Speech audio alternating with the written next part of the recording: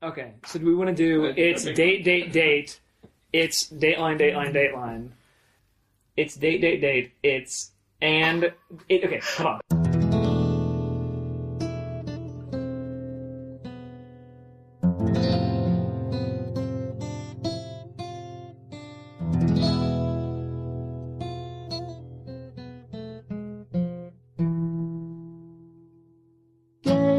Video games, video games, video games, video games, video games, video games, video games, video games, video games, video games, video games, video games, video games, video games, video games, video games.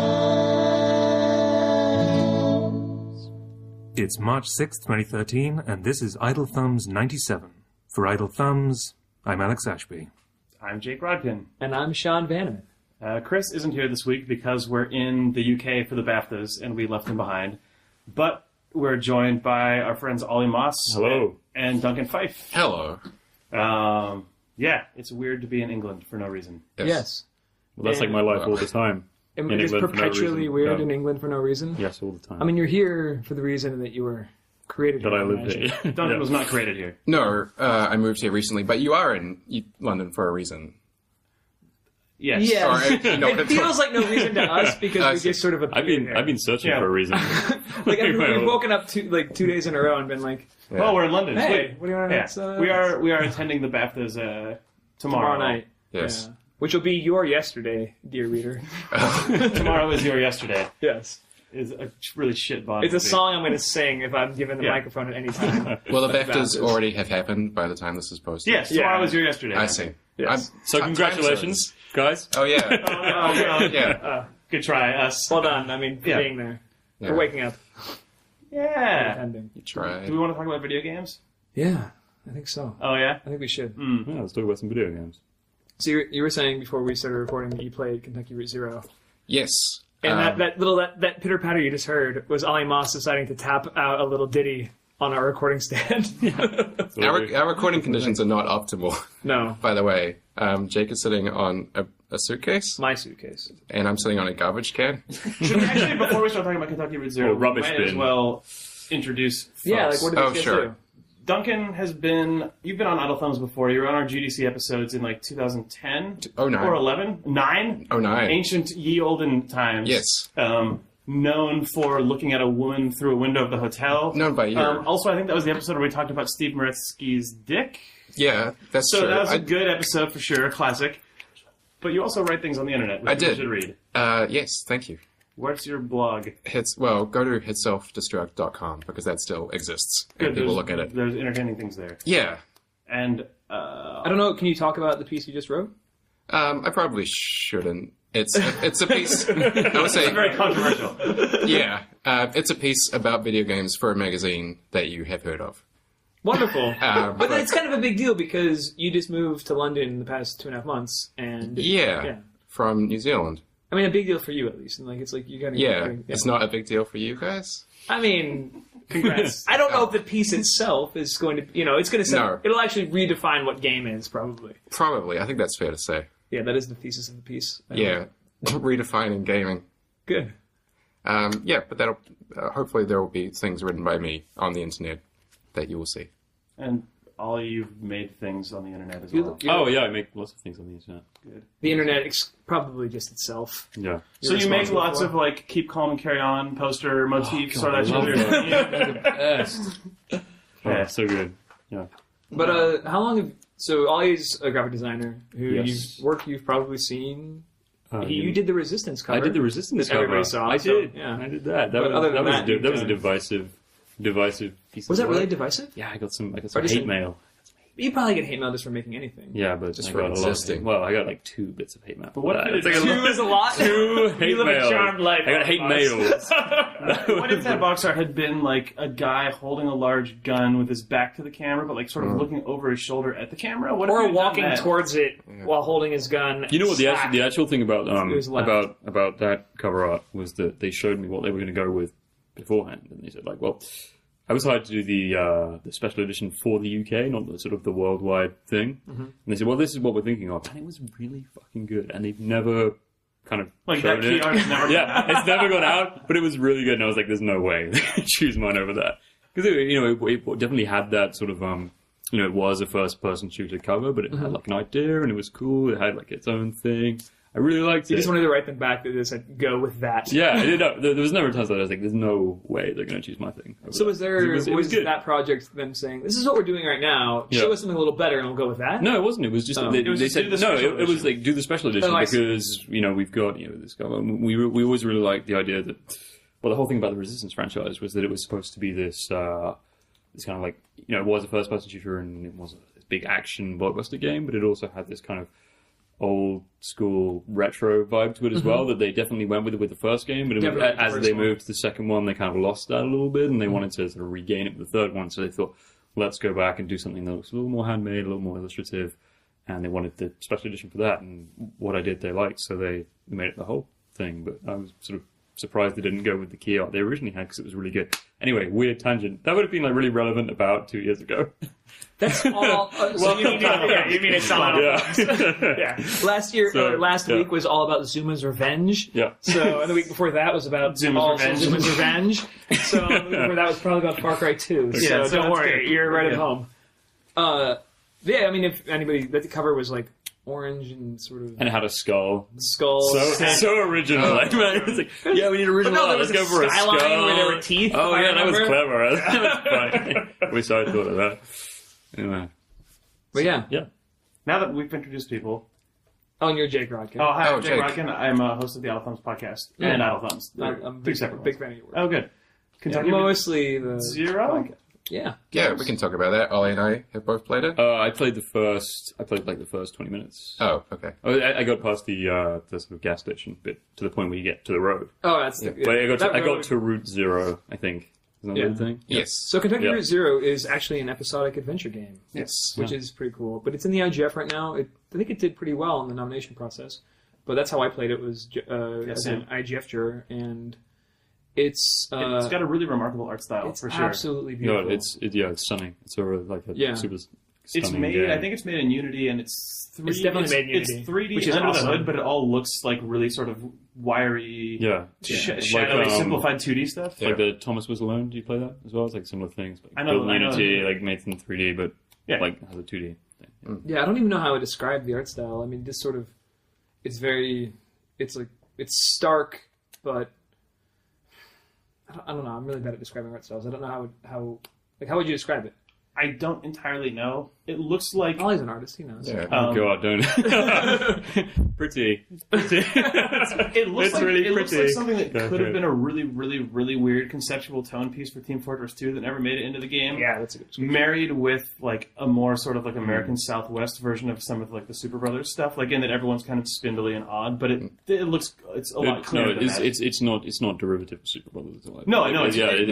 But it's just in terms of it being a weird indie-looking thing. Like, it has lots of circles that pop up in minimal UI and stuff. I think when you said that it felt like a tone piece of that, I was like really bang on, because it really has this it's so good at capturing atmosphere with like the sort of specific detail bits. Yeah. It's just this, you look at a scene and it just sort of exudes this amazing tone. Yeah, it conveys feelings really specifically, even though it's all just kind of shapes and colors. Yeah, it's a point-and-click adventure game where it feels like if you pointed and clicked all the way through the entire experience, anytime you just hit F11 or whatever the screen capture button is on Steam, you would just have a piece of key art. Like something you could use as a background image for your desktop, because it's really beautiful. But I mean, I loved it, and I loved the art style, but for some reason I wasn't compelled to finish it, or at least the first chapter, because I felt the writing was maybe a little bit sort of pretentious, maybe a little bit like a time. Yeah, I got hung up on the tone of the writing. I got hung up on the tone of the writing. The tone of writing, like I liked it, and I felt like it was really sort of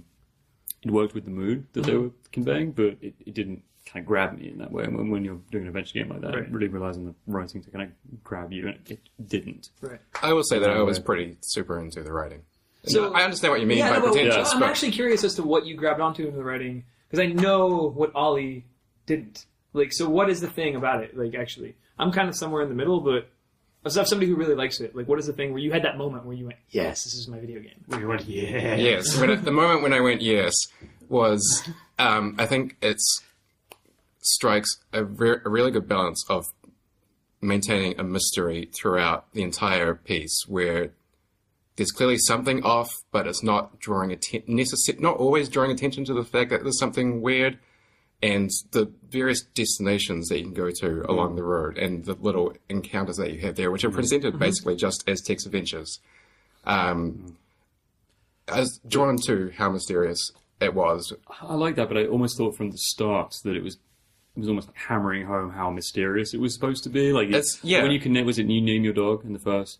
You name the missing dog or something. Sort of like picks the name. Yeah, and you pick the name, and they were all quite strange, and it was I mean, maybe that's part of it. I mean, obviously, I feel like I'm not really qualified to talk about it because I didn't finish it, so I can't. Well, I mean, the tone is pretty consistent, but I mean, what I like about it is it feels like a combination to me, the writing, of like the weirdest parts of a Coen Brothers movie combined with the least weird parts of a David Lynch movie. Like the parts in a David Lynch movie where there are two people talking and there's nothing supernatural happening, but it's just, the conversation's just kind of stilted and unnatural and off. But there's something weirdly compelling about that as well. The game's going for a very specific thing, and I think you bought it, Duncan, and you didn't. Well, I wouldn't say maybe it was the mood that I was in at the time. I liked it enough to point. I wasn't so frustrated that I sort of threw it away. I was like, I'm never going to fucking play this again.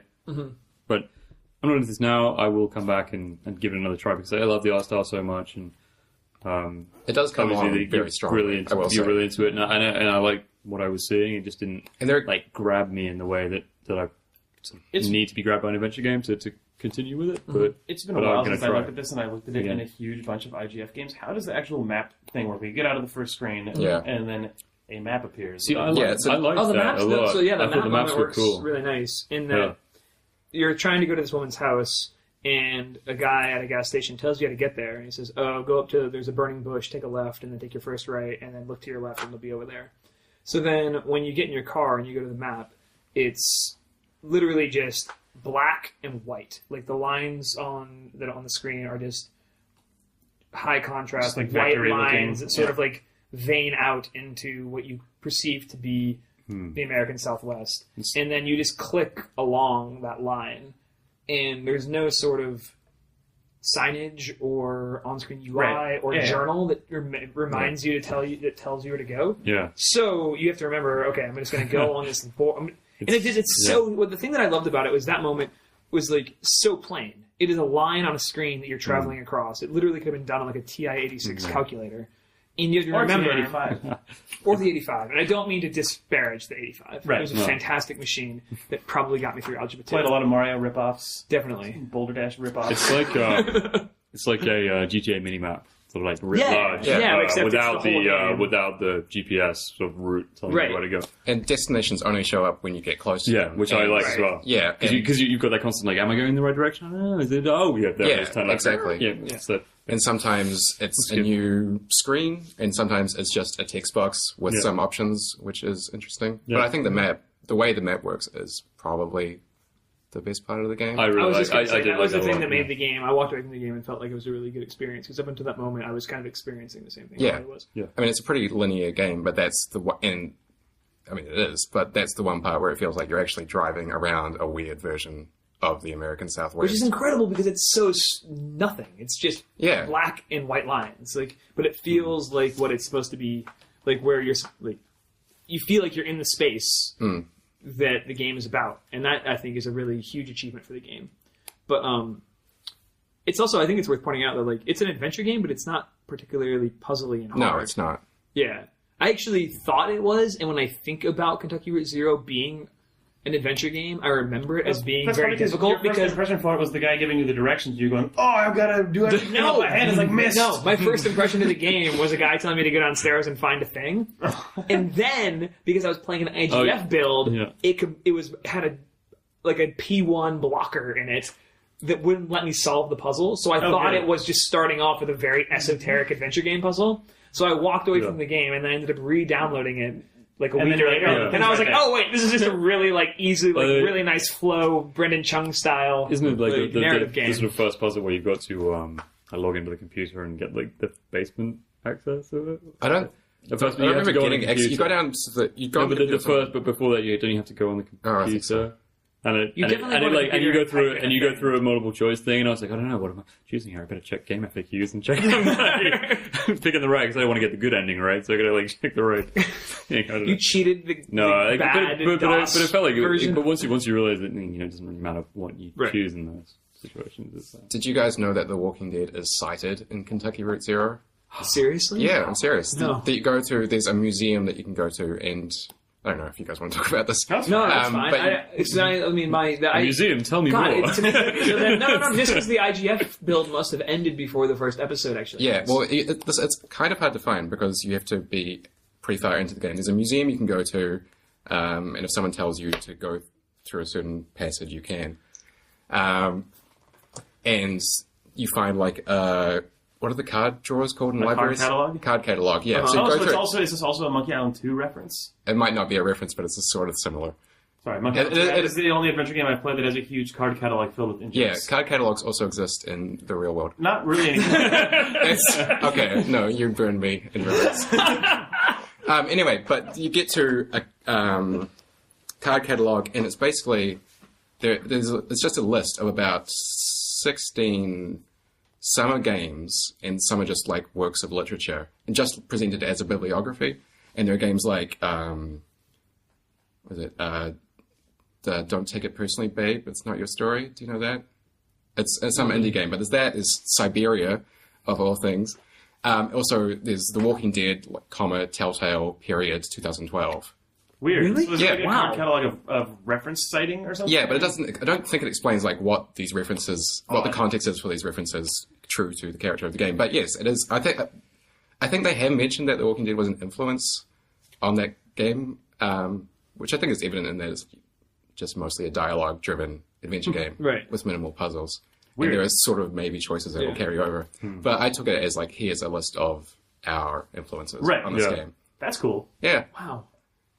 Weird. It's weird that is the game set in a particular era that isn't now? I don't remember. I don't think so. Because isn't it just this sort of I don't think magical realism? It's it's like sort of timeless. Timeless. Yeah, but it has a very Route 66 sort of I only asked because I talked a couple weeks ago on the podcast about being at a high school to give a talk, and that was last week.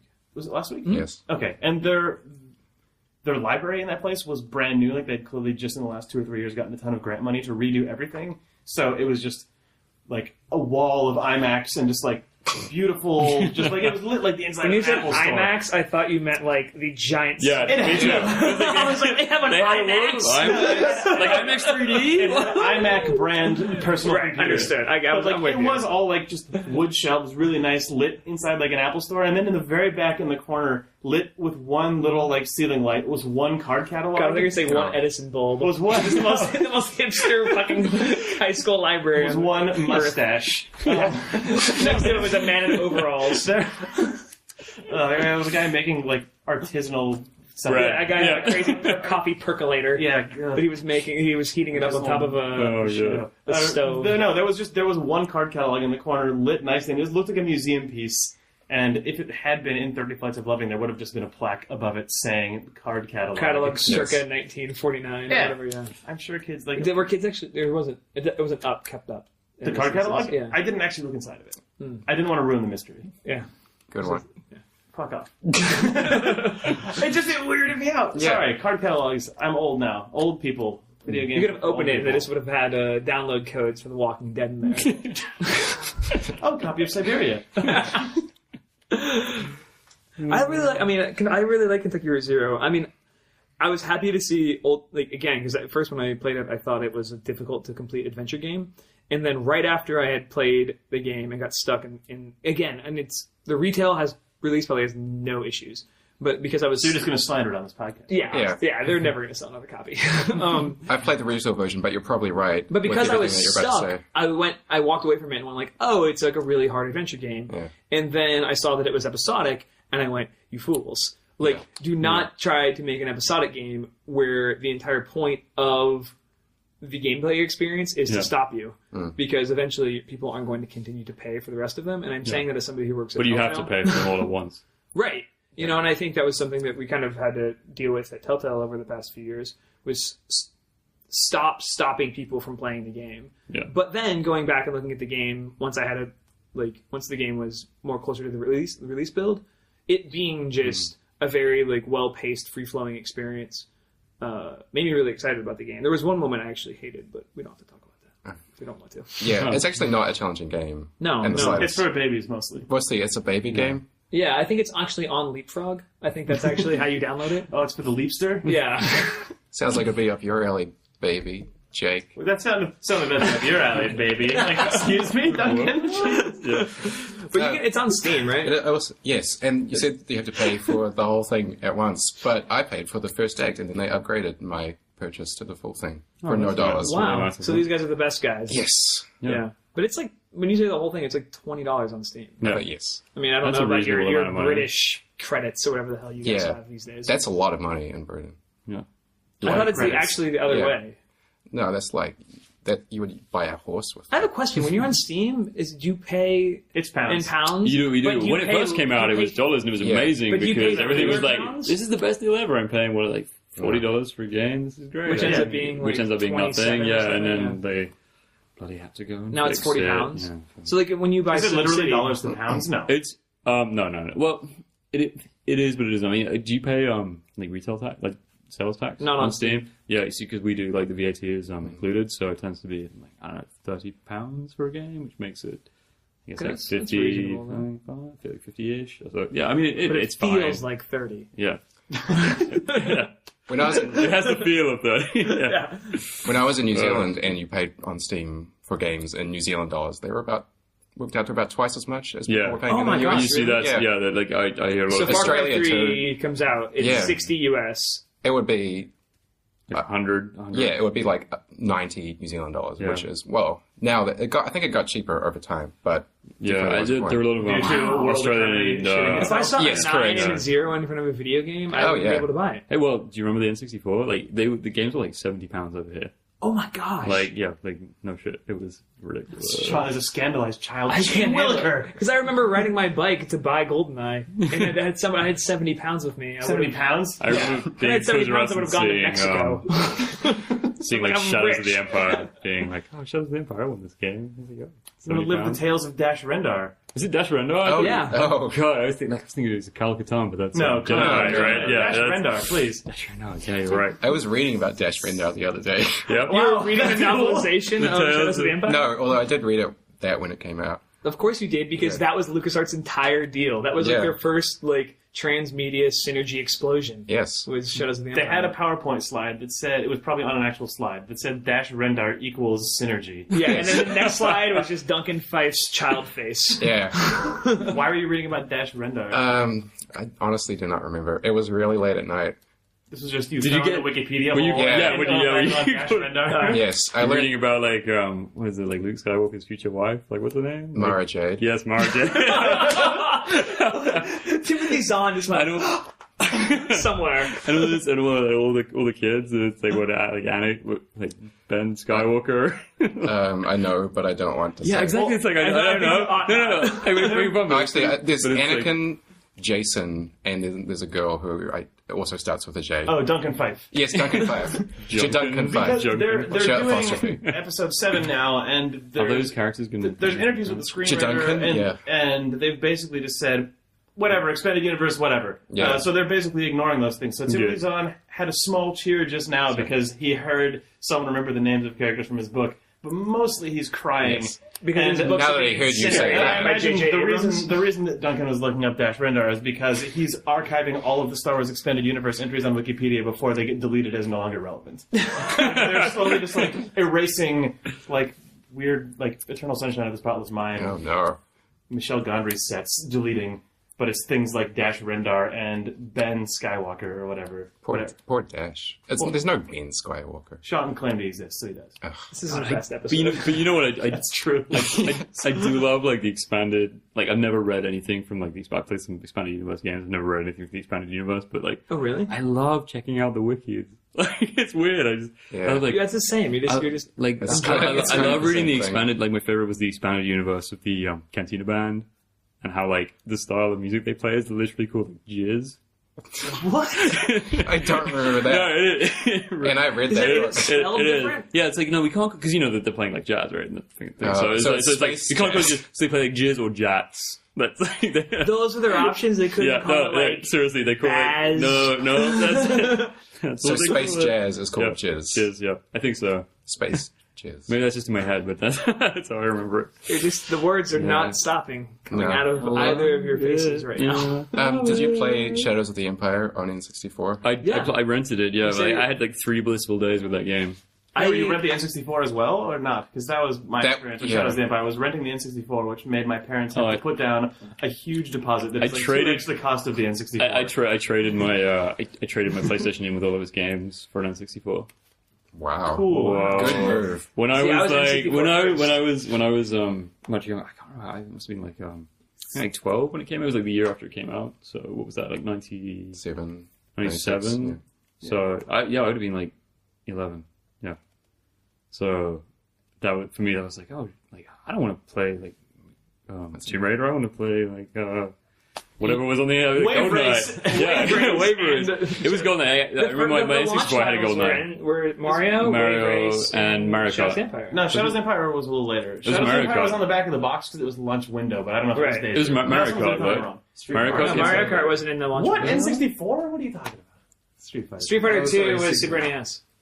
But you know what's funny is, so my dad was loved Star Wars. Like, my dad is not somebody you would peg on the street as somebody who likes Star Wars, but was very into Star Wars. Showed it to me when I was probably 9 or 10, and I went, and then I was marketed the N64 by the Nintendo and Dash Rendar like won you over, and I went like, oh, I have to have this.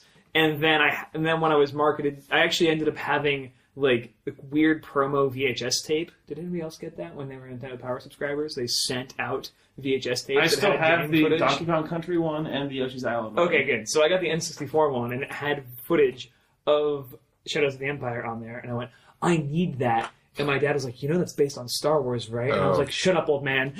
So then I bought Shadows of the Empire, played it all the way through, was obsessed with it, and then got super into Star Wars. I was like, I didn't give a shit about Shadows of the Empire. I really didn't give a shit about like Star Wars the films until I played Olly Moss, right here on the Idle Thumbs podcast. Well, no, until I played when I was much younger. I mean, I saw the re-releases of the thing. That's how I got introduced to it, and they were cool. I enjoyed them, but I wasn't super into it until I played Knights of the Old Republic, and that was what really got me into the universe. Weird. Yeah. That's a good Jake's game, older than us by a little bit. But it was such a good game. Were you just straight up movies? It was the VHS re-release. The first, right before the special edition, they just did the color graded widescreen ones. They came in the black box. Yeah, they had midnight. That was what made me like Star Wars. That and also Super Star Wars. Sure. No, that's fine. Platforming a tauntaun. Yeah. The level in the Super Return of the Jedi when you play as Wicket. Yeah. What? That's the best Star Wars gaming experience. Wicket level? Yeah. You're going to go on the record? Yeah. I didn't know that. Are you on the record saying the Wicket level is the best Star Wars? It's the Mario 3 boot of the Star Wars universe. No, the best Star Wars gaming experience. It's the P-Wing? No, the boot. Oh, the boot! Oh, with the little windy up thing where you hop. Yeah, the fucking boot. I don't know, the one that came out with the GameCube, like Rogue Leader, was it? That game was good. Yeah, that was really fucking hard. It was really good. It was good, though. I think it was good. And also, Jedi Knight. Jedi Power Battles. Also, Jedi Power Battles. Masters of Terrace Cast. Yes! We're in dark days. Of all things. So good. What was the crappy ones that came out on Windows? Like the Yoda's Desktop Adventures? I played Yoda's. No, that was Indiana Jones' Desktop Adventure? Yoda Stories? Yoda Stories. That was it. Yeah, I played those. I played both of those. So, suck it on. Those games are weird in that they seem like the precursor to... like Zynga games. Yeah, they seem like the precursor to current social games. It's weird. Yeah. Except that Yoda doesn't, say that he's not going to move for 3 days or whatever. I'm going to need 20 credits. I need $11. Like it here, I do. I'll move a space in 25 minutes, and then Yoda's eyebrows just go up. And then he does like that. He rubs his fingers together like this. Yeah. People really Actually, hated so the total opposite, this is my seg, the total opposite of pay-to-play bullshit Zynga games is a 100% free, always going to be free episodic adventure game, not Kentucky Route Zero, called The Silent One. Is it what it's called, or is it called Silent City? I think it's The Silent One. The one that we played this morning. Yeah, I don't remember what it's called. It's on iPad, of all places, and let me make sure. It's called The Silent One. But it is a game set in this early 70s, where, let me see, I think it is called... It's called The Silent Age. I was wrong twice, double wrong. Silent Age. Yeah, it's called The Silent Age, and it's set in the early 70s, and you are a custodian in a building, and you find a man who's been shot, who says he's a time traveler, who then dies, and then you are now on the lam for his murder because of, But he gives you his time-traveling device. But he gives you his time-traveling medallion that you can then use to solve adventure game puzzles over multiple cityscapes. Oh, cool. And we finished the first episode today. The second episode is in development. And I don't know who these guys are, but they're great. And they're developing it for free and releasing it for free. But they have a website, and they're very honest about how much money it's going to take for them to finish the game. But they're doing it anyway. So they're like, look, it's going to cost us $25,000 to get the second episode out. We're doing it. It'd be nice it's like if tip jar style. It's totally tip jar style. They're doing it anyway, though. And it's a really great experience, but it is an adventure game. It's mechanically very similar to Day of the Tentacle in that, it's an adventure game where you do something and then it impacts something in a different timeline, except in Day of the Tentacle it's 3 different characters in 3 different timelines, whereas in this game you are yourself in the 2 timelines that it offers, so where you are spatially also matters, so it has the sort of thing that shows up in a lot of Portal-inspired indie games where you blip between 2 different states and, it has simple puzzles like there's a sewer grate that you can it looks like maybe you can get through in one timeline, and then in the other timeline, it's been completely covered up in rubble because it's a weird dystopian future. But if you can get through it in the present day and walk into it, then you can see the future version of that room, which has an item that you need. So it's all... it's got a good mix of time-based, sort of long-term time-based puzzles where there's a tiny shrub of poison ivy, and then you realize that if I can kill it now, if I can water it with something, it's like chopping down that cherry tree in colonial times. Yeah, exactly. And then someone's freed from a tree in the future. Yeah, Classic. And I will say, as adventure game design goes, it makes a lot of really smart decisions, like not letting you reuse items and just sort of having them fall out of your inventory. And it has a nice sort of collect an item, use it probably 1 to 3 screens away flow. Yeah, it's for babies. So you have... It's for babies, that's right, Jake. So if you're a baby listening to this podcast, baby, I have a game for you. It's called The Silent Age. It's set in the 70s. It's a time period you don't know about yet because you're a baby. But you will know about it? I imagine. Through the Silent Age. The 70s will be cool when that baby is 15. That's true. Anyway. But it's got a really nice flow to it. The first episode takes a couple hours to... Maybe not even an hour and a half maybe to complete, but it's free, so you don't really complain. Which is nice, because you don't feel like you're judging your gameplay experience versus dollars spent. I don't know, time spent. Hour and a half wasted. You know what, you're totally right. Time is money, Jake. I feel like if I play an hour and a half game and it's over, I've wasted that hour and a half because I haven't unlocked the tutorial of 37 additional hours. If I don't play a 70-hour game that I got for free, then both it and I are idiots. A waste. Yeah. Or completely forfeit. This is weird now. I was just agreeing with you. Oh. As is our custom. You want to take a break? Yeah. All right. Yeah. Can I say one thing before we take a break? Oh. I think at the end of Shadows of the Empire, Dashwinder dies. Video game. And we're back. And we're joined by Lawrence Bishop. Hello. And Ben Andac. Hello. And for Idle Thumbs, I'm Alex Ashby. Thanks, Alex. Hi, guys. Hey. How are we? Pretty good. So, introduce. Yeah. Lawrence and Ben, I think you guys have both been on Idle Thumbs episodes in the past. Is that correct? We have some of the UK specials. I was on the episode with Duncan. And Lawrence, you were on the GDC episode. And both Lawrence and Ben wrote for Idle Thumbs back in the 2004 to 2007, 8-ish incarnation when it was an editorially driven site. Let's see. Lawrence, you develop video games of some kind. I do. And Ben... You're a programmer? Yeah. Okay. Ben, what are you up to at this point? I'm now a creative director of a Japanese company, but a subsidiary in Europe called Marvelous. What do you guys do? Lots of stuff. Console, tablet, iOS stuff. So games. Yes. Interactive stuff. You develop Okay. video games. Okay. We are in video games. When you say You're creative video director, games. you have a wide possibility of... It just means I direct people in a creative way. Excellent. Yes. Okay. Strong definition of creative director you have over here. So, over the break for a second, we started talking about... Dash Rendar. Okay, we continued to talk about Dash Rendar for far too long. We probably don't want to talk about Dash Rendar more. I'm I'm missed going the to go Dash ahead and Rendar. say we should put a pin in Dash. Good, okay. You guys wanted to talk about Thomas Was Alone? Well, I don't... It's I a game- played that. No. What? No, it's really It's good. a game that I have not actually played, I've just seen. Oh, you Um, should. It's really nice. It's very simple platforming on the whole. There's a few kind of twists in the mechanics as you go along, but graphically it's completely pared down, simple. Lots of squares, squares, rectangles, quadrilaterals of all kinds. It seems so like you the kind program of things. it seems like the kind of game that a programmer would make visually. Like you just focus on the gameplay and Yeah, just put lots of it blocks does in. seem that way. The only threats in the game are water and spikes, I think. As in life. Yep. I'm always worried about water and spikes. Those are the two things I keep an eye out for.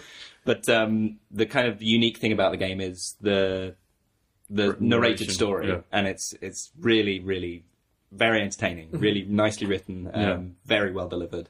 Done by Danny Wallace, right? Yeah, that's right. Yeah, it's so each of these different coloured squares, you play as like multiple characters at once, and you can switch between each coloured square or rectangle. Starting as Thomas, Yeah, who starts off alone. Oh, he was alone. He was alone, yeah. Then He it's was until But he... was, insinuates until that he's no longer. Yeah, because lots of other different quadrilaterals turn up, and As they are wont to do. yeah, they each, depending on their shape, they each kind of can jump a different amount, or like one of them can swim, and they have all sorts of different personalities as well, described by the narrator. I It's like- didn't get that far, but does a rhombus show up? Like, do we get a rhombus? No, they're all. There's no. That's there's like no my tilt. favorite. Yeah, that's like my favorite quadrilateral. 90 Not even, degrees not even only. featured. Yeah. They're all flat down and straight Is that sides. is that a problem with Unity? They can't do angles. Yeah, Is that, Unity can do many amazing how does things, the but it narration- can't do acute or obtuse angles.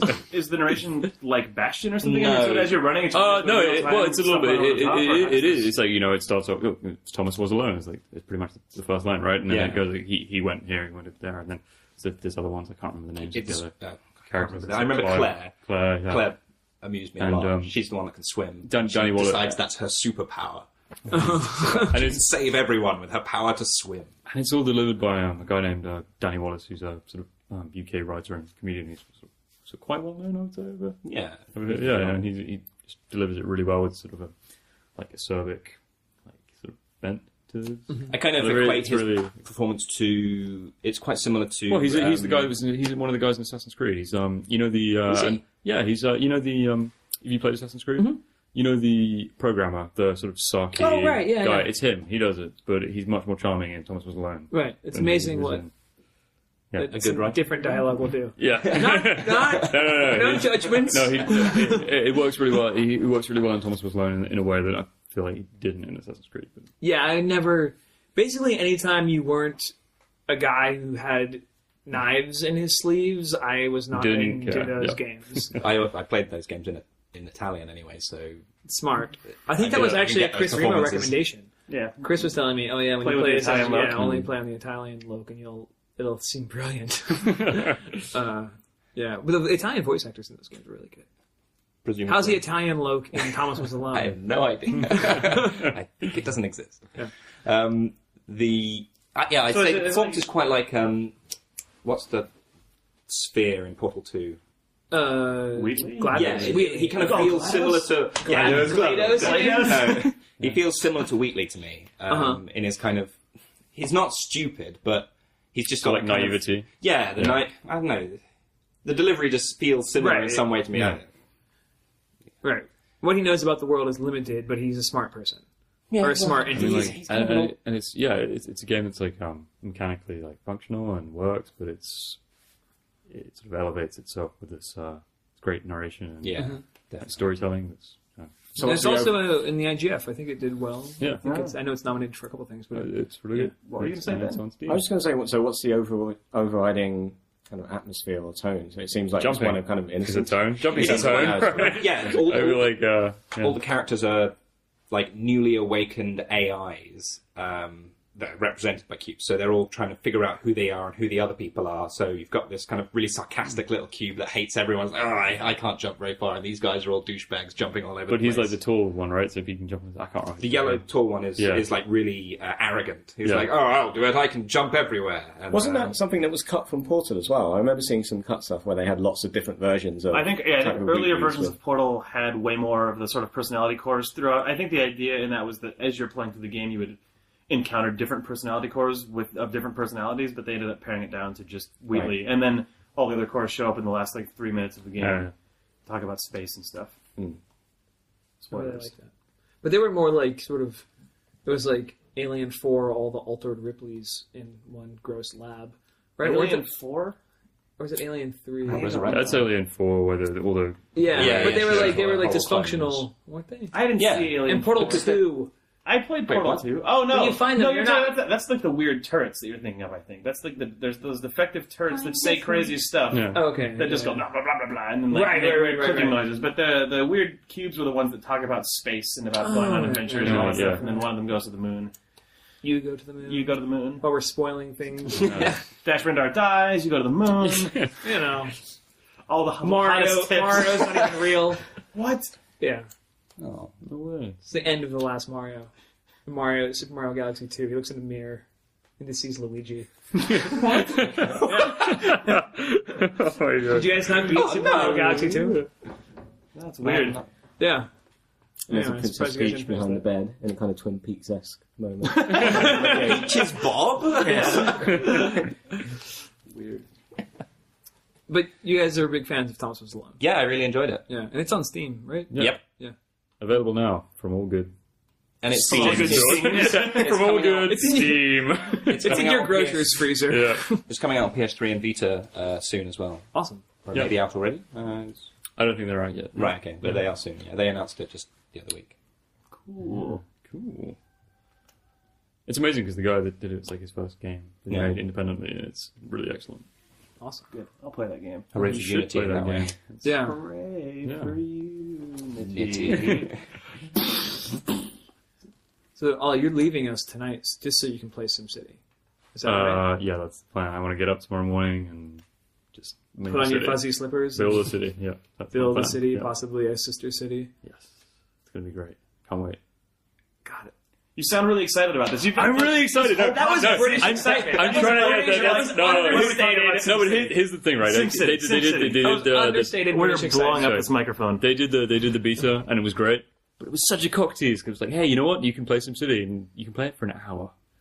Oh, and really? If you've ever played SimCity before, it's like that's impossible. You can't. Like it takes That an hour. hour in the beta is so fun, though. It's so fun, but it takes like an hour. I've never really played a SimCity game It's before, almost so like it they took did me their a little bit jobs and sold the video game to you. Yeah, I know. But the thing is, I think I was only in the beta because I'd already pre-ordered it. So I was like, this is so frustrating. But you've told all your friends how good it is. Oh yeah, I've told everyone. I'm telling more Now you're people telling now. Okay. I'm bad in that I haven't been following or reading any of the press about SimCity. All that I did was play the betas, but there was an unlocked beta last weekend or a few days ago. Yeah, but it wasn't. That was one that I went, and it wasn't unlocked. I mean, there was so much that you still couldn't. But use. it had the online connectivity running, which is the thing that I did it? I don't even know. I mean, they've done 3 at least betas, but the most recent one, I know this because I read the Reddit thread about it, and which is the most informative thing to do is read Reddit comments. Yeah, but But you also played it.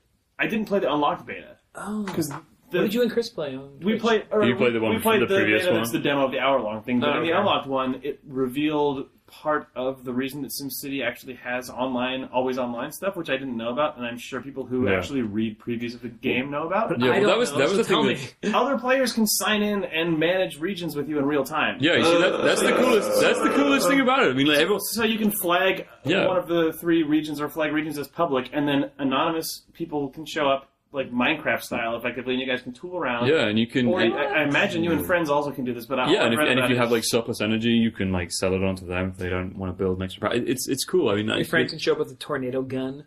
just shoots disasters at your city. And I understand, and I know that their big thing is they have this like always online thing. And a lot of people see that as like a piracy measure, and I'm not sure at what level that is true. It's a disappointing thing to me. But at the same time, I'm on an airplane and I can't play SimCity on the flight home. That's true, but I completely respect like their desire to try and do something connected if you're like going to make it always on, if you're going to make it on, like they've done something really there. cool. But it seems to me like more than just a sweet feature. It seems like that is what they want to do. They're making this new SimCity, and that's what they really want to like push with it. That's what makes it cool and different.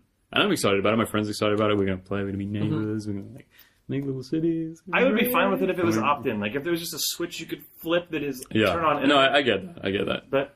But hearing about the more sort of multiplayer collaborative stuff, which I just was totally ignorant to until the last beta, made me go, okay, at least like, okay, I understand why the internet is involved in what it has historically been a game that you play by yourself. So let's make a city together. Let's make a city Let's be neighbors. Let's make a beautiful city together. Weird floating.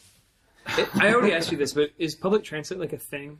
Like, is it like a big thing, or is it sort of like a side thing? I think what I really like about it, from the sort of limited exposure I've had to it, is that there are so many different things you can do, and it's as big of a thing as you want it to be. Mm-hmm. So you can build your town around like education. You can specialize in education. You can have great schools and universities, and have like great transport links, or you can have like this sort of public transportation mecca that everyone can go to, or you can my wife and I like have industry. This dream of making a public transportation mecca. Because she's been living in Miami for 2 years without a car, which has sort of been a crazy like fever experiment of hers. So except it's now gone on for 2 years. So you can fulfill that dream in SimCity. It's been pretty downplayed in the betas because most of it is not locked, or is locked. But I know even just within the beta, you can set up public transportation bus systems. You can place bus stops. You can place. Across your city, you can place park and rides for people to, instead of having to commute, you can put that near the freeway. So, you see all the cars go pull into the parking lot and then people take mass transit from there. Yeah. It's also, there are trains, Well, the first thing you lay down is... There are so that's always the thing that, I was like, oh, maybe public transit is, definitely not as important in this game because the first thing you lay down is a path that's built for a car to drive on. I think it's because they look at just what actual cities are. Right, because you lay down a road and underneath the road is the sewer. And also in this game, the power lines and the sewer lines are all under the road, so that's like how you build. Right. And also, your city is built to feed by default. Like your city has to be fed off of the interstate that runs down the middle of the map, so you have to come off an off ramp to your city. Yeah, I mean, but from there, I imagine you could just make that feat to a really weird pre-death Walt Disney Epcot that's just radiating rings of trains and weird Freedom or whatever it was called. What is the name of that town? It was the weird Disney town. Not Epcot. Yeah, the town that they built. The weird Independence or Freedom before Disney. Celebration. That's Celebration. Celebration. I'm going to build that town. It's going to be awful. Yeah, that's what I'm talking about. The freakier original one though was Epcot. Yeah, I know what you're talking about. Yeah, I just wanted to get to the one that exists though. Well, it's like this one. We have one over here called like Bourneville. Is that a thing? It's a real thing. It's not just on a chocolate box. That's like a real town that Cadbury built for all the chocolate workers. Right. So the only thing that I heard about SimCity was the tilt shift effect. Yeah, and it looks beautiful. So is that just an effect for the sake of it, or does it have any meaningful? No, it's just it has no gameplay elements, but it. When you have, it's not on all the time either. There's a tilt shift setting where you can dial how intense the tilt shift. I also thought it was really interesting that you could have like this also like Instagram style filters built into the game that you could use, and you know what? I really like that effect. It's actually quite cool. Yeah. And I think that a lot of that stuff probably exists to encourage people to share pictures and video of their city. Because it's like you can turn the time lapse up, turn the tilt shift on, and then it just looks like your city is this weird little miniature stop motion world. And then you can put some poignant music over it, and then your YouTube video is sweet. But or apply a filter and put it on Vimeo. But it works. But I also think the tilt shift thing. I mean, you say it's not really doesn't have any functional purpose in the game, but I think it probably does because what you tend to be focusing. I mean, it's so dense this game. If you've actually played it, there's so much detail going on all the time that it has this. I don't know how it works. But when you focus, it tends to blur out the things that you're not looking at. Well, so it does actually really help. Whatever sort of in the middle of the depth plan of the camera. So it does, but. I think it actually does sort of serve. It focuses you by putting things out of focus. Yes, exactly. America. America? Dreams. America have changed their slogan. Welcome to Celebration Florida. It focuses you by putting other things out of focus. Weird. Like life and reality. Live in this Disney town. Do you want to see if readers sent us mail? I mean, they probably didn't want to pay the extra postage to send it all the way to the UK. That's a good one. Video game. Be a voice man. Be a sack dad.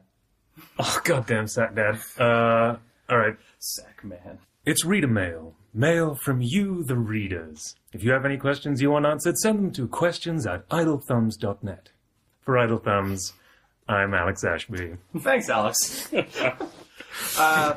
So, yeah, we're back for reader mail, and I was just going to repeat everything that you said, but I've decided this isn't the book club, so I won't do that. Let's see. Jack Crosby writes, "Hi there, Thumbs. What are your thoughts on period settings in video games and the levels of acceptability and discontinuity? Here's an example that I've had recently that relates to the question.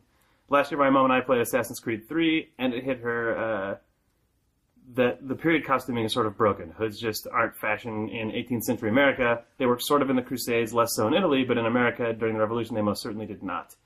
I realize it's a game where a man travels in time from the future, and apples control minds, and aliens plan the future to avoid sunburn, so blah, blah, blah. But, yeah, he's just... So you're talking about the main protagonist. That's a really interesting point. I remember there was a point where someone told me, I can't say who, but they were talking about at some point they were going to ditch the hood and go with the tri-corner hat, because the whole point about the Assassin's Creed silhouette is they've got this eagle thing going on with the point, and they were going to just go with the tri-corner hat as that thing. Mm-hmm. But I guess I can't. I mean, that's a great idea, but from a marketing perspective, not having that guy in the white hood as the sort of face of the Assassin's Creed game doesn't work. It kind of breaks the continuity. It totally does, but then at the same time, you probably saw that in the Vita game, Liberation, which did have the tri-corner hat, yeah. Which I think, it does work. I just misheard that as tricorder hat. So this entire thing I've been imagining a Star Trek style tricorder hat. I love period settings in video games. I feel like, maybe not that particular case, but my favorite setting was Assassin's Creed Brotherhood, where you're in Rome, but I don't know, there's something about being in Rome during the Renaissance and seeing the Colosseum, but it's still being a ruin. Yeah. In that setting, kind of really brought it home to me, how old it was. Right. I think sometimes it gives you the chance to experience these settings in a totally different context than you would. And stuff. I don't know. I really like the Assassin's Creed games make me feel weird about their settings, just because of the mixed kind of, the future time travel guy. I mean, the first game, I was so excited by the kind of, what was it? The genetic Jerusalem memory kind of that whole area. I was like, that's so cool to play in that setting. It hasn't been done. Yeah. And then they're like, and layered on top of it is this sci-fi bullshit. The guy who's remembering that. I feel like, but everybody, I feel like everybody doesn't. I love the idea of that. Like genetic, I think the idea of going back through genetic memory through someone's ancestry is a really cool idea. I just don't feel that those sections are particularly well handled. Right. And I don't know anybody that's played those games that likes those games that really likes those sections with the Desmond character. We talked about this exactly right when that was back when Idle Thumbs, when Chris was in San Francisco the first time. That there's absolutely nothing about the nature of those games that necessitates that you be plugged into an animus. Yeah.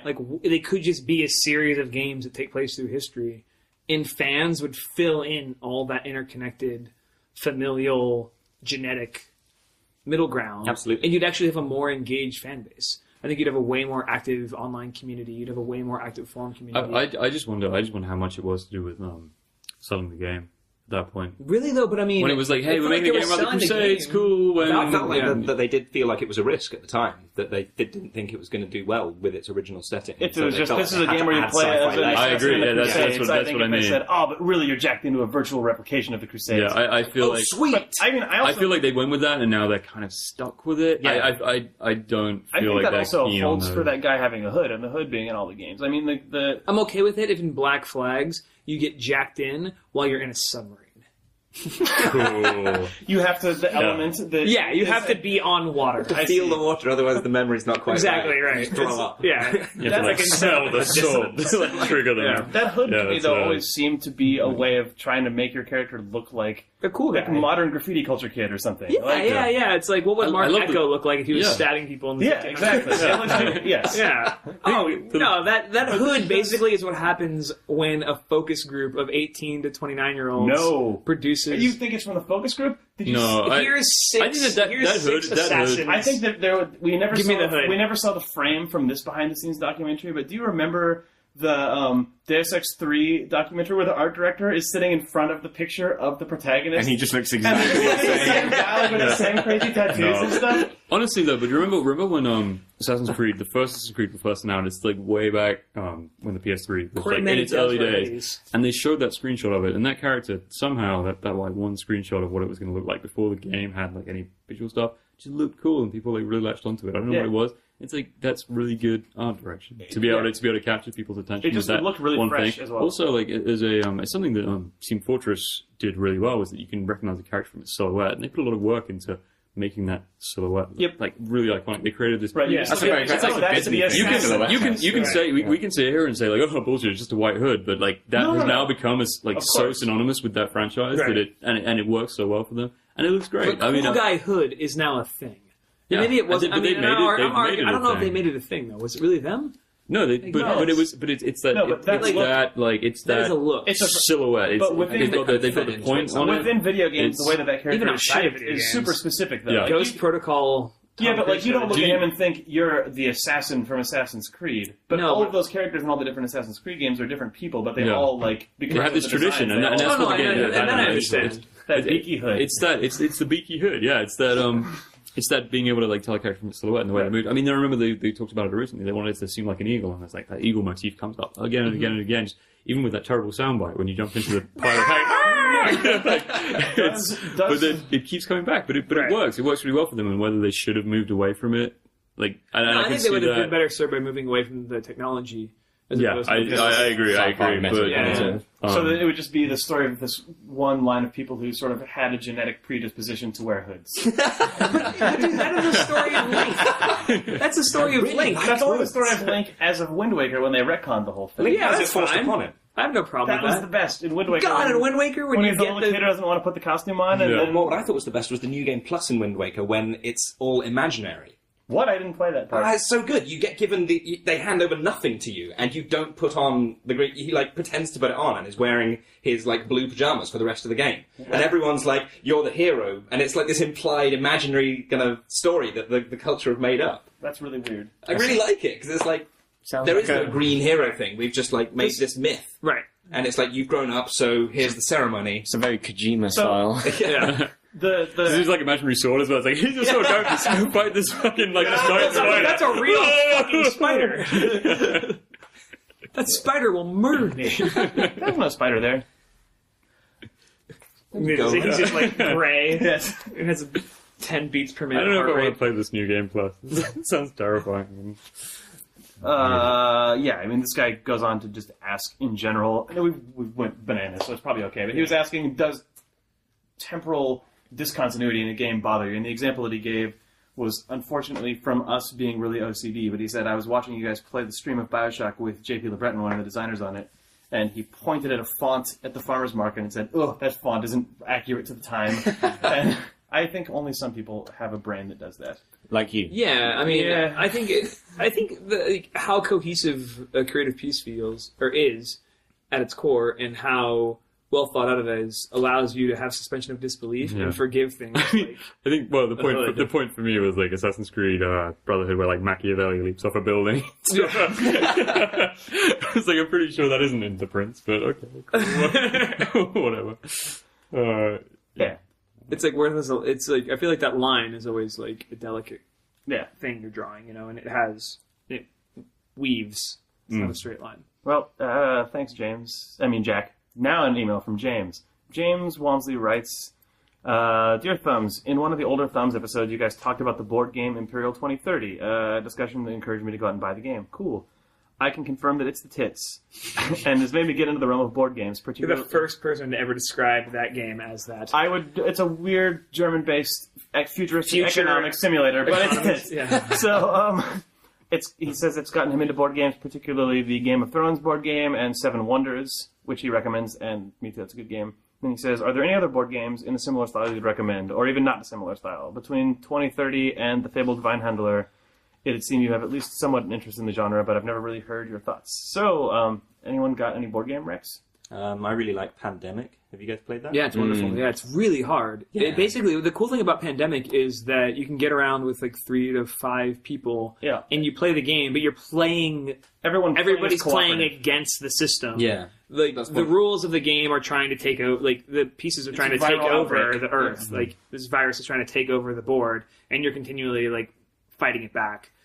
So you're strategizing with every single person who's playing the game. There's no DM or anything. The rules are around the world, playing outposts, and each character has their own little special power. Right. Yeah. Last time I played, that sounds awesome. Like I really want to play board games. None of my friends are into them. The one that I've heard a lot about, and the one that seems most interesting to me, is Risk Legacy. We're playing that. That's like Jake and I have that, and have yet to dig into it. Oh, really? So there's like several sections of the game that like containers that open up when you meet certain conditions and change the game permanently, and they're just so exciting when you get to do those bits. You mean like literally you draw the board? You put stickers on it, right? Yeah. Put stickers on it. You destroy cards. Yeah. Cause nuclear fallout on part of the world, and mutants emerge. And that's a new faction that someone can play the next time that you play the game. It's like, what? Yeah. I mean, what's really fascinating about it is that it allows you to immediately ignore all the traditional strategies that Risk would have, like go to Australia, build up a big army there. Because one of the things that you can do when you win... As in life. Yes. is you can change the amount of points or value that each continent has. Mm-hmm. So Australia might not have as much value. Asia might have a much bigger value, so there's more incentive to do your best to get all of Asia, whereas most people would think, I'm never going to do that. It's too hard to hold it for one round. But, if you raise it enough, then it's got an extra value.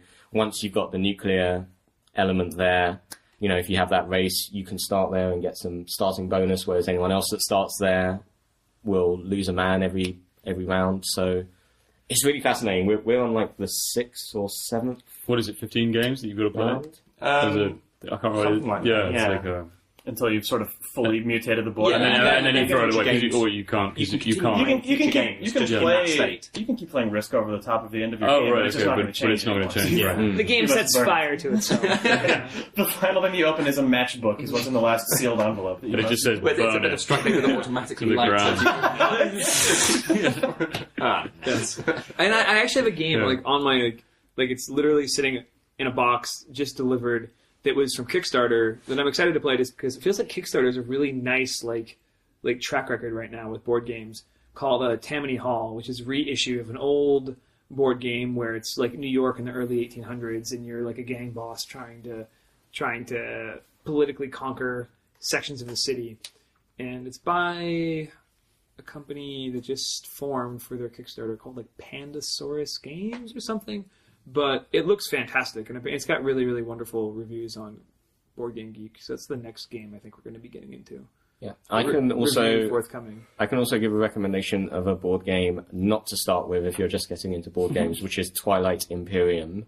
Oh, I've heard that game is intense. Yeah, it's crazy. I played it. When was it? It was like 6 months ago. It's a sci-fi. It's kind of just all the sci-fi tropes. So. You got like some Star Trek type races and Star Wars and Babylon 5 and the kind of it's very cool. If you're into that kind of stuff, definitely play the game, but you would be in it for the long haul. It's like a 6 to 8 hour game. Oh my goodness! There are many kind of win conditions, so it's one of the few games. I know there's quite a few games that say you don't necessarily need to win just via brute force. But this really is the case in Twilight Imperium. You can become like a trading empire and really win the game by getting, 5 different kind of win conditions via trading. So if you've traded with, another race that's owns a planet in your system, that might be a win condition. You know, there's just they're really obscure, kind of slightly just strange win conditions that game contains, which don't relate Are they to well just power. publicized, or it always feels like people who are very experienced playing a game that has multiple very specific win conditions just kick your ass because they know how to win? Like They just reveal suddenly, oh, I yeah, win they're like, because I oh, was doing actually, this and you no. didn't know If it." you play 3 cards at It's 4 o'clock, games like that, yeah. though, you just have to play them a few times and lose at them Right. to even I always understand bummed me how out. to solve I- different strategies. No, they're pretty well explained. So I never felt like someone sprung a surprise on me, and I was just like, "Oh, what? You can win like that? That Right. sucks." Yeah. That's lame. So no, it's not. It's so long. I mean, you spend a lot of the time kind of reading the instructions and trying to understand, you know, how the design works. It's a really good game. People should try it, but it's probably not the best thing to just jump into. Just jump Yeah. into. You don't want to go from Beginning. Candyland Yeah. to that. Okay. Candyland is a sweet game. It's a pretty much the classic. easiest game. It's called rolling a die or spinning a wheel. Yeah. Like Snakes and Ladders. It's even less complicated. Yeah, you There's just no sort of going move back. forward, and then maybe you get knocked back if the square tells you to go back, and then you just keep moving forward. Yeah. And if you're into sword and sorcery type stuff, Talisman is a pretty cool board game, which is good for all levels of experience. I It think can run quite long as well. Monopoly. it can. It depends on the expansion. Boggle. Yeah. Boggle. There's a card game called Glory to Rome that I really like. That is resource management, Is city that building Kickstarter stuff. as well? It was an old game that was apparently just ugly as shit and just the most hideous looking game, but it's very sort of mechanically clean and like really, really strategic. And it did, I think, either through a Kickstarter or through just some other company. It came out with a really new reprint recently, and it's just beautiful looking. Like, it's really clean. It's just laden with Futura, so it's the best looking thing. It's stupid, but it's the Rodkin. That makes me think of Hey, whatever. You would hate it or like it. No, or I like it. No, I'm down. It just- it looks- I can do it with Future. You want to talk about fonts? We can talk about fonts. I don't Let's want to talk talk about Let's- it came back looking like a really clean interpretation of a sort of mid-century artifact, except that it's all like this ancient Rome themed strategy game. It's really neat. It's good. Play it or don't. Whatever. Do you have another one? That looked like a long one. I got the last one here, which is about lords and the management thereof. Chris Roberts, but probably not Chris Roberts, a different one, writes, "Hey Thumbs, I'm a bit of a PC gaming Luddite, so most of the Dota/MOBA talk goes over my head. That said, it always makes me chuckle when you use the term Lords Management on the show. Because that is what those games are Because called. they are Lords Management games. You manage Lords. Being from the UK and not much of a PC gamer, the only Lords that I have as a reference are the House of Lords. And the Lord. One half of that are Houses of Parliament. It just conjures up the hilarious notion in my mind of the player ordering around a load of stuffy old white guys, instructing them to beat the shit out of each other while the legislative future of the country is put on hold till the round is over. Which is the exact game we've been talking about this entire time. Yeah. Dota 2 is that, exactly. Huskar is essentially just like a county commission. So my question is, can you think of any regular gaming terms or descriptions that we use all the time, but that would seem totally bizarre to people who don't have video games as a reference? Like all of them. Yeah. They all gross me out so much. Like frag is disgusting as a word. But isn't that a military? That's a Frag military actually from the showed up for Vietnam. Vietnam. Frag, yeah, but I mean, we use it now. It went from the military into gaming, put its tentacles out into boys, and that is now Just used, boys? and you hear it, and it's gross, and I don't like it. Like, I mean, it is short for fragmentation, I imagine, which is Gib? What's Yeah. Gib? Or Jib. It's actually pronounced Jib. Jib. which is Giblets, like right? the gross Yeah. like pile of body turns into in a video game. Yeah, they're all disgusting. I don't know. I have a really hard time with gaming shorthand. I mean, Dota, just to expand upon Lord's Management games, is all shorthand. And it's all stupid. I've tried to play. It's When like people start talking about Dota, Yeah. it's impenetrable. Yeah. Well, it's Right, like- but when people start talking about anything that has a very, very hyper specific skill Yeah, it's set like and also rule set. like StarCraft 2 But, like, cast, which It's are- not the rules which set, once you it's once the you understand what it's community. about, Usually they're actually, social like, really games create a interesting. language around them, I think. Yeah. But I don't know. It's the same thing that, like, if you get into a sports bar and you hear a bunch of people talking about, like, American football, and they're talking about first downs and like yards after catch and all these like crazy data points. But Again, it's like, sportsman catches ball and runs for goal. Like that's the dork response to anything that is not understood that happens to be publicly accepted as okay to talk about. Meanwhile, people turn it around and start talking about tapping mana and about last hits. Right. I just feel like all that stuff carries over to anything that has a very hyper specific skill set, and then you can sort of, you can throw pejorative judgment on it if you want to. Yeah, there's also ones that like I'm sure knitting communities have the same but thing. then I think gaming has this like sort of extra level of possibly confusion where you have things like multi-kill, which to us is like we know what that means, but then if you tell someone on the street, they're like, that's fucking awful. Exactly, that's the other difference, right? Though is that like the subset of communication devices that a specific game may have may trigger a very emotional response to a layperson. Yeah, it's like rampage. Yeah, rampage. Don't go on a rampage. That's bad. They'll call the cops. Exactly. Throw kill. That's terrible. So maybe real cops. Yeah. so maybe that's like the sports analogy that like is kind of comparable, but then sometimes maybe like there are things that maybe possibly. But like if a sack in the NFL was called murder grab, you would have people on the street be like, "Oh, that's bad. Don't murder grab anybody." Exactly. But it's called a sack. You're like, "Oh, okay." So it's okay. It's like a thing you put things in. Or getting fired.